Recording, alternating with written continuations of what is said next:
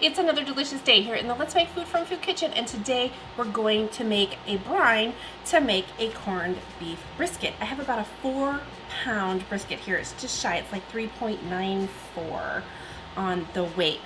So what I need to do is take my water and boil it. I have all of my brining ingredients. I have half of my water in the pot. There's 1 quart of water there, and then I have another quart to cool it off after everything's dissolved. Half a cup of brown sugar, 1 cup of kosher salt, 1 teaspoon coriander, 1 teaspoon of yellow mustard. You can use black mustard if you want. I have a teaspoon of peppercorns, a teaspoon of whole cloves. I have a teaspoon of ground ginger, a teaspoon of whole cloves. I have 4 bay leaves, which I will crumble up. And then I have some cardamom pods there. And this is some pink salt, not Himalayan pink salt. We're going to talk about that in just a second here. So let's get this stuff going, and then we'll talk about our pink salt. What I want to do is just go ahead and dump my salt and my sugar in there and get those going. Everything can pretty much go right into my pot. Okay.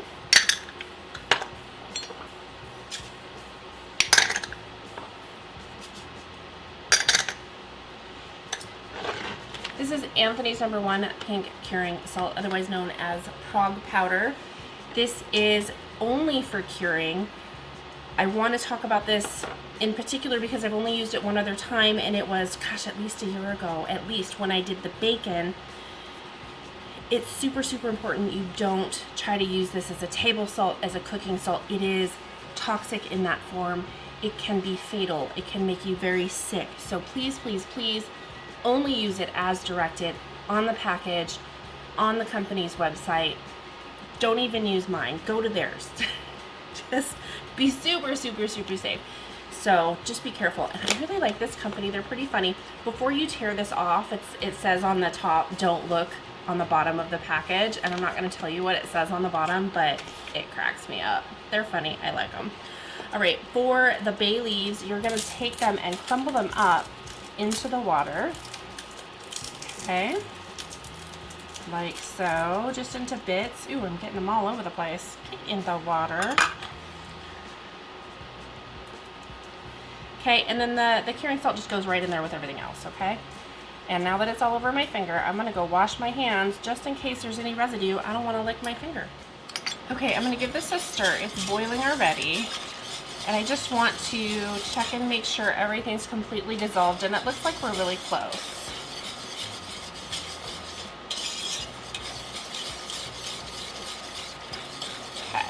So I'm going to turn this off already.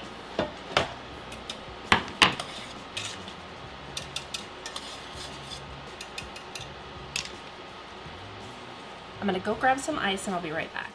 Okay, I've got some ice. I'm going to start plopping it in there. And that's just pretty solid.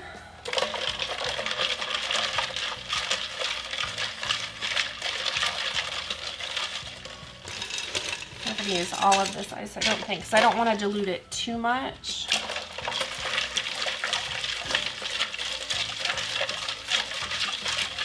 And in fact, I think the choice is going to be not to add this and add more of this, because the goal is to have a gallon at the end of the process. And I grabbed more ice than I thought.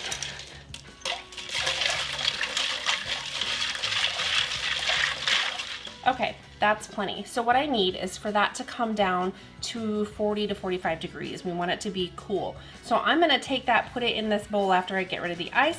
I'm gonna stick it in the fridge for half hour. I'll come back and then we'll take care of the rest of this. And we're back. TV magic, right? YouTube magic? YouTube magic. I have my brisket rinsed off, patted down some, and I have a 2-gallon Ziploc bag. Okay, you can buy these at most stores. They're just a little more expensive, but here we go. Oh, these are hefty. Whatever brand, you can buy generic brand, whatever. 2-gallon bag. You just want it to seal, okay? So all I need to do is transfer my brisket in there, and I want a pan big enough so that my brisket can lay flat in my pan. okay? I don't want any part sticking up, even though I'm putting this in a bag and hopefully my liquid will completely surround it. We're gonna try and get as much air out of there as possible. I still want it to try and lay flat, okay? This is completely cold refrigerator temperature. I am going to put all of this in here, provided it doesn't overflow the lip of the...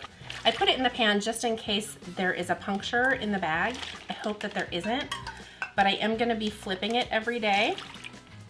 And so just in case there is some kind of a puncture in the bag, I don't want it to overflow outside of the pan. And if that does happen, please make a new brine, but continue the process. Don't start your days over. Just make a new brine and continue where you left off with your day count, okay? Don't cut it short. Your brine is 10 days. So what I want to do is try and coax all of the air bubbles in one direction. You don't have to get them all out, but it is helpful when you're flipping it over. I want out as much as possible. Okay. It'll not be perfect, and that's totally fine. There we go. Now, that looks really good for me. Okay, you can see that it's pretty well in there. Nothing's leaking out. So, I'm gonna put this in the fridge. Every day, at least once a day, I'm gonna flip it over. It's floating in there, it should be okay, but I'm still gonna flip it. I want to ensure that if it starts to settle, that it's evenly brined. Right now, it's floating to the top. So I wanna flip it so that the other side floats to the top. Does that make sense? I just want it to be even. So every day, once a day, I'm gonna pull it out of the fridge, I'm gonna flip it over, I'm gonna put it back in. If it's leaking, but most of the fluid's still in there, I'm just gonna put it in a new bag. If most of the fluids come out, I'm gonna make a new brine, but I'm not gonna start the days over again. Once the 10 days are up, we are ready to cook it. We're gonna take it out. We're gonna completely rinse it. Remember, we talked about the pink salt. So we have to rinse it off really, really well with cold water. Okay, so I'll be back in 10 days. But for you, 10 days have passed. We're ready to move on to the next step for my brisket. Now, there was a couple of days where I forgot to turn it, but it's not that big of a deal because it is in the Ziploc bag, so it's going to keep the liquid all the way around it. Not a big deal. So I need to drain the liquid. I need to rinse it really, really well, both sides. If there's any crevices or openings, make sure you rinse in there. Get it really well rinsed, and then we'll wrap the rest of it up.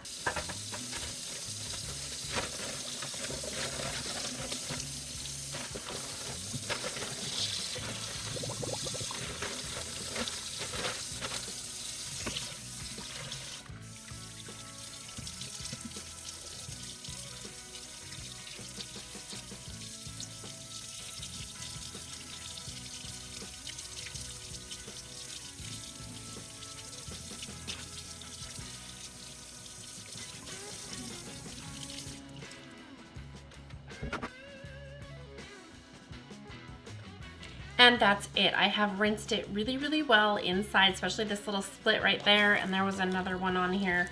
Right here, I made sure I got really well into those with my rinsing.